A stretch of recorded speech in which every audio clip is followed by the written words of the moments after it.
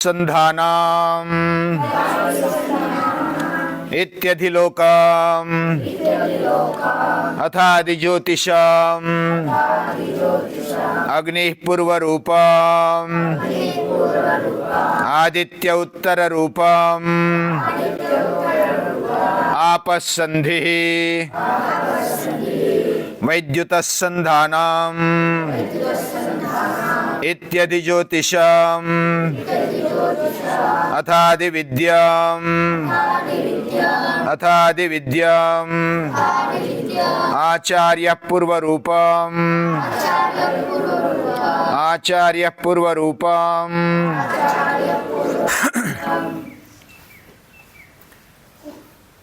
तैत्तिरीयोपनिषद, उसमें शिक्षावल्ली, ये खास हमारे जीवन में क्या ध्येय रखना चाहिए, कैसे कर्म करने चाहिए, किस दृष्टि से करने चाहिए,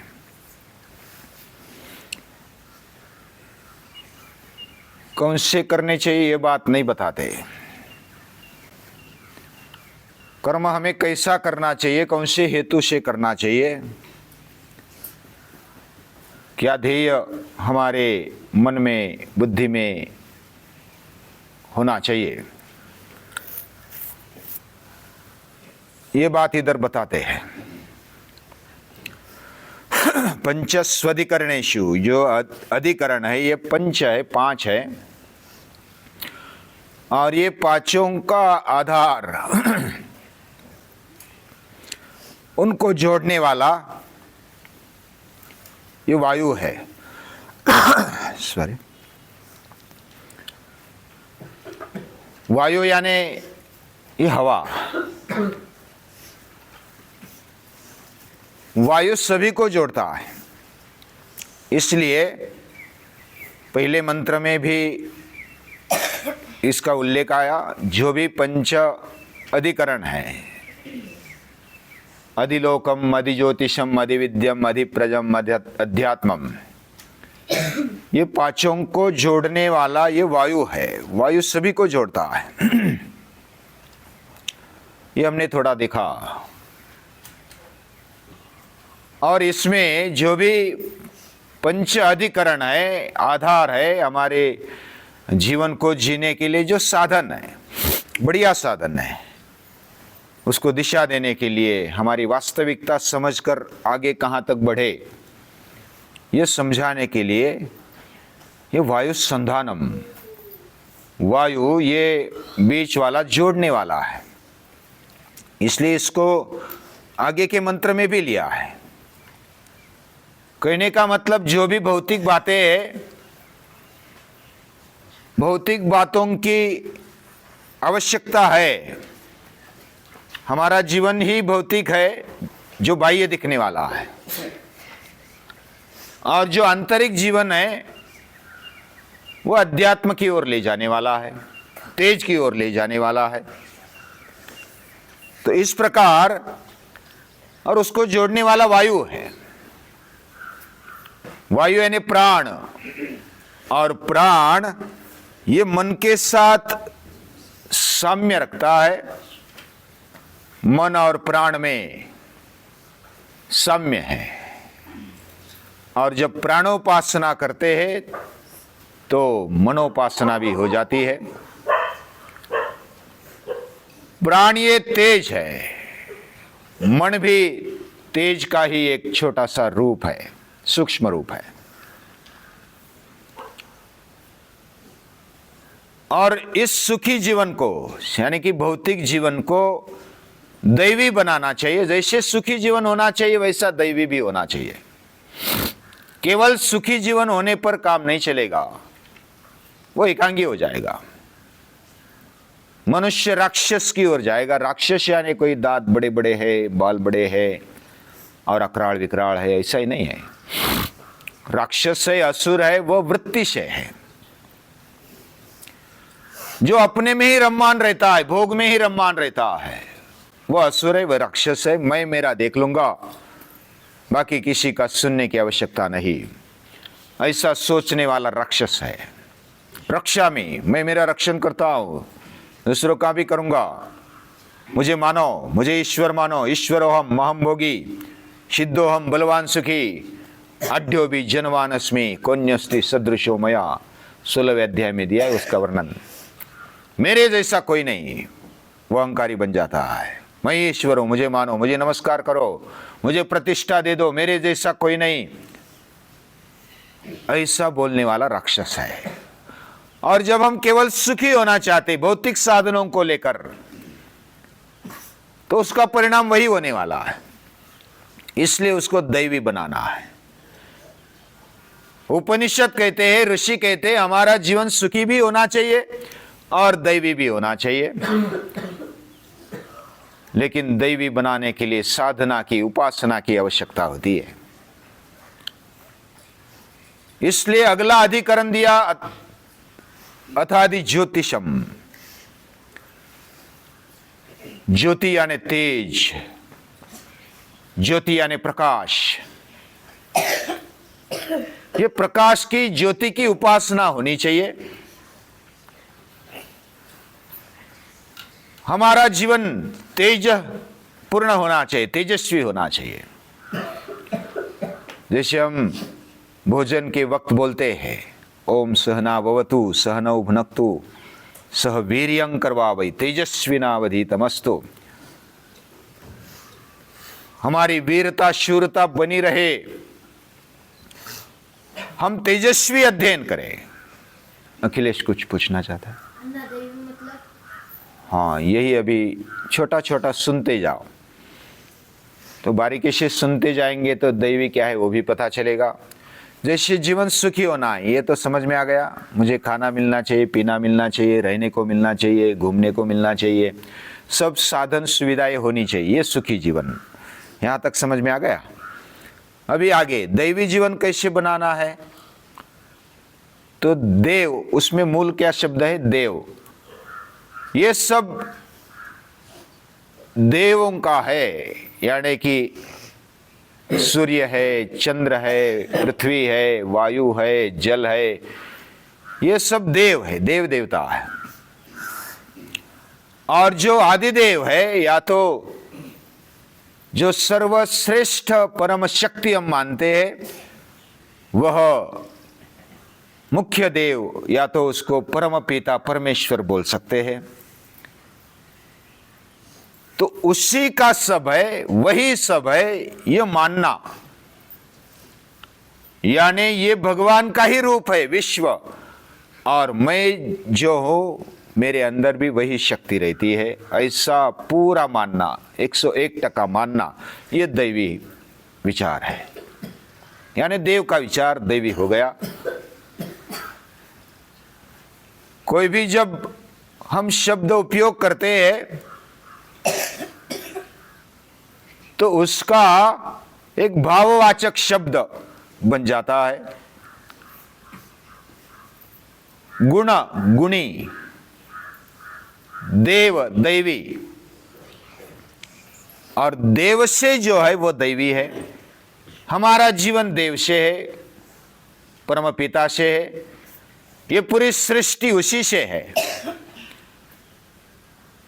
और उसी को ही सर्वस्व मानना, ये दैवी है। दैवी जीवन यानी मन में, बुद्धि में वही सोच होनी चाहिए, उस प्रकार के विचार आना, ये दैवी विचार है। और ऐसे दैवी बनाने के लिए क्या करना चाहिए, इधर उपनिषद बताते हैं। अभी इधर ध्यान से सुनो तो दैवी समझ में आ जाएगा। केवल सुख चाहिए, उसके साथ देव भी चाहिए। भोग चाहिए, भोग जीवन के साथ भाव भी चाहिए, प्रेम चाहिए। और वो प्रेम केवल वासना युक्त नहीं, केवल आसक्ति युक्त नहीं, वह जैसे सूर्य हम पर प्रेम करता है, जैसे भगवान हमें प्रेम देता है, वैसा ही प्रेम हमारे मन में होना चाहिए, बिना स्वार्थ के, बिना आसक्ति के प्रेम। ये लाना, ये विचार भी लाना, ये भाव लाना, ये दैवी जीवन है।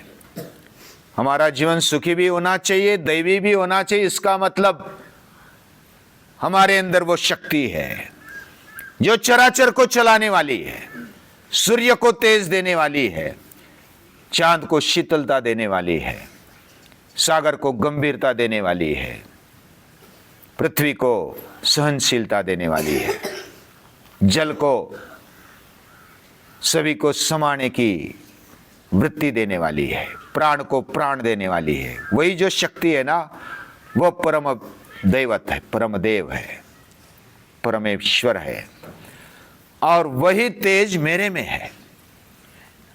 ये जब भावना आ जाती है, विचार आ जाता है, तो ये विचार से हमारा मन तो पहले डरने लगता है, लेकिन जब मेरा और उसका नाता है, हमारा पिता, हमारे माता पिता या तो दादा दादी कितने भी मूछ वाले और पहलवान क्यों ना हो, हमें डर लगता है? नहीं लगता। हम तो उसकी उनकी मूछें पकड़ते हैं, दादा की दादी की दाढ़ी पकड़ते, मूछें पकड़ते, तो हमें डर नहीं लगता। लेकिन कोई पहलवान आ जाए, कोई अनजान कोई आ जाए, उसकी मूछें पकड़ेंगे, उसकी दाढ़ी पकड़ेंगे। हमारा और उसका संबंध है, और ये लगना, ये भाव है, भक्ति है, और इसी से दैवी जीवन की शुरुआत हो जाती है। लेकिन उसके लिए ज्योति की उपासना करनी चाहिए, ऐसे उपनिषद बोलते हैं। ज्योति यानी अग्नि, अग्नि का पहला रूप है अग्नि पूर्व रूपम। उपासना करते समय कैसे कैसे करना, ये प्रैक्टिकल बताते हैं हमारे ऋषि। शुरुआत कैसे करना? अग्नि की उपासना हो, तेजो की उपासना हो, सूर्य की उपासना हो, चांद की उपासना हो, तारों की उपासना हो, जो भी चमकदार है उसकी उपासना हो। तो कोई भी कार्य हमारे भारतीय संस्कृति में, कोई भी कार्य अग्नि के साक्षी से किया जाता है। कोई भी संस्कार, षोडश संस्कार है, वह अग्नि की साक्षी से किया जाता है। और अग्नि की साक्षी मतलब जब विवाह करते हैं तो होम कुंड जलाते हैं ना, कोई भी कार्य करते हैं या तो यज्ञ करते हैं, मैत्री भी करते हैं, तो भी अग्नि के साक्षी में करते हैं। यानी पहले मैत्री की, जब सुग्रीव ने मैत्री की राम के साथ, राम ने मैत्री की सुग्रीव के साथ, तो सुग्रीव बोलते हैं अग्नि लाओ, अग्नि को प्रज्वलित कर दो। उसकी साक्षी में हम प्रतिज्ञा लेते हैं, वचन लेते हैं, एक दूसरे की मैत्री निभाएंगे, कभी अंतर नहीं देंगे। तो नहीं दिया, मरते दम तक सुग्रीव, जब राम इस देह को छोड़कर जाते हैं तो सुग्रीव भी चले जाते हैं। ये जो मैत्री है ये विशेष है, ये तेजोपासना है। मैत्री कैसी है उनकी, मैत्री कैसी होनी चाहिए, इस परम पिता को समझना, तेज को समझना थोड़ा मुश्किल है। यानी भगवान खुद भी अगर इधर आ जाए तो हमारे समझ में नहीं आएंगे।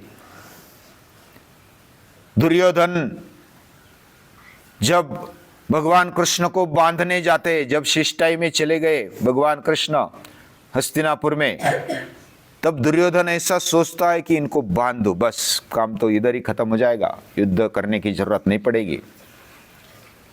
तो सहदेव पूछते हैं भीम को,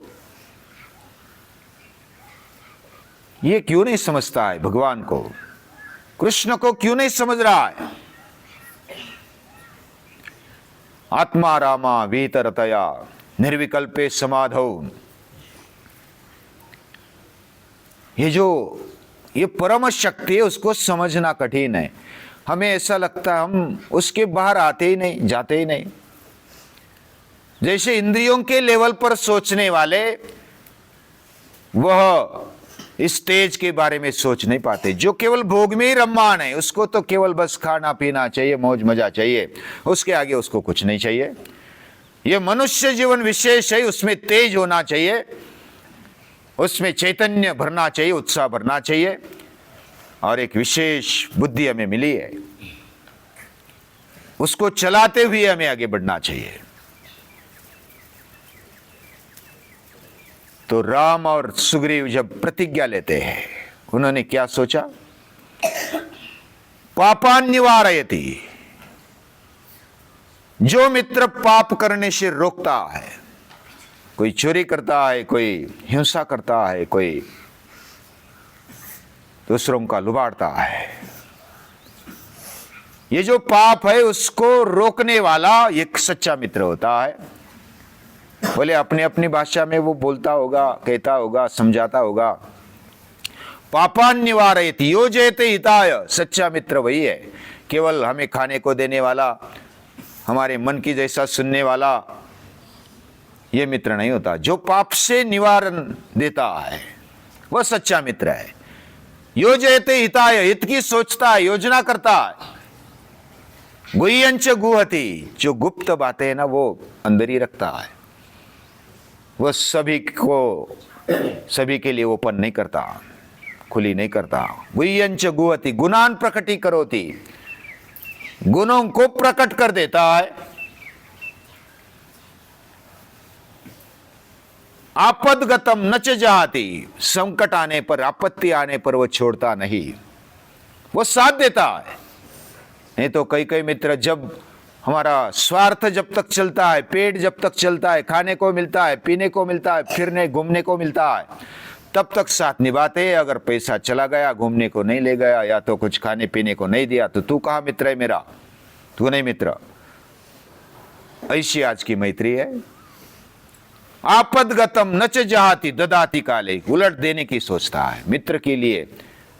और मित्र पूरा आपस में तो बहुत बिंदास हो रहते हैं, गुप्त बातें, गुह्य बातें बताते हैं। सन्मित्र लक्षणमिदं प्रवदन्ति संताः, ये सन्मित्र का लक्षण है। और ऐसी मैत्री अग्नि की साक्षी से होती है, तेज की ओर ले जाने वाली ये मैत्री है। विवाह भी करते हैं तो अग्नि का साक्ष्य लेकर करते हैं। हमारा विवाह भी तेजस्वी होना चाहिए। ये केवल भोग के लिए विवाह नहीं है। और इसलिए पाश्चात्य संस्कृति है ना, इधर आकृष्ट हो रही है। ये भारतीय लोग और हम भारतीय लोग वो भूल रहे। आज तेजोपासना नहीं रही, गुलाम बन रहे, मन के गुलाम बन रहे। हम जब अपने आप को, कोई भी ऐसा जीवन जीना चाहता है कि मैं स्वतंत्र जीऊं, मेरे अंदर स्वतंत्रता बनी रहे, लेकिन स्वतंत्रता का अर्थ उनको मालूम नहीं। आज सिर्फ स्वतंत्रता की बातें करने वाले वो मनमानी करते हैं। मैं कैसा भी घूमूं, कैसा भी फिरूं, क्या भी कुछ भी खाओ, आपको क्या लेना देना है, मैं स्वतंत्र हूं। ऐसा बोलने वाले स्वतंत्रता का अर्थ समझते नहीं। स्वतंत्र पहले खुद को समझना पड़ेगा, फिर उसका तंत्र क्या है वो बात समझनी पड़ेगी। केवल इंद्रियों में या तो भोग में रममान रहने वाले स्वतंत्र नहीं रहते, उल्टे इंद्रियों के गुलाम बन जाते हैं, उल्टे शरीर के गुलाम बन जाते हैं और दूसरों के भी गुलाम बन जाते हैं। वो पक्के गुलाम बन जाते हैं, क्योंकि वो सच्ची स्वतंत्रता समझते ही नहीं है। मैं जैसा स्वतंत्र रहना चाहता हूं शिवाक्षी, वैसा दूसरा भी चाहता है। मैं मनमानी करूंगा तो दूसरे की स्वतंत्रता पर गदा आ जाएगी। मैं सच्ची अर्थ में स्व को समझूंगा तो मैं स्वतंत्र रह पाऊंगा। और जो केवल भोग में रममान है वो इंद्रियों के पीछे लगता है, और इंद्रियों के पीछे लगने वाला, उसका सुनने वाला, वो गुलाम बन जाता है, इंद्रियों का गुलाम बन जाता है, मन का गुलाम बन जाता है। इंद्रिय और मन हमारे गुलाम है, हम उसके स्वामी हैं। हम यानी कौन, मैं कौन है, इसका शोध, इसका जो संशोधन करता है, मैं कौन हूं इसका सर्च करता है। सेल्फ सर्चिंग, सेल्फ स्टडी, यही स्वाध्याय है, यही योग है, खुद से जुड़ना। और ये जो समझता है, अपने आप को समझने के लिए अग्नि की उपासना करनी पड़ेगी। और अग्नि की उपासना ये बहुत बड़ी है, ये तेज की उपासना है। अभी एक ही चिंतन में सभी तो नहीं हो सकता, उसको और आगे विचार करेंगे, मनन मंथन करेंगे, चिंतन करेंगे, और हमारे जीवन से कैसा उसका नाता है।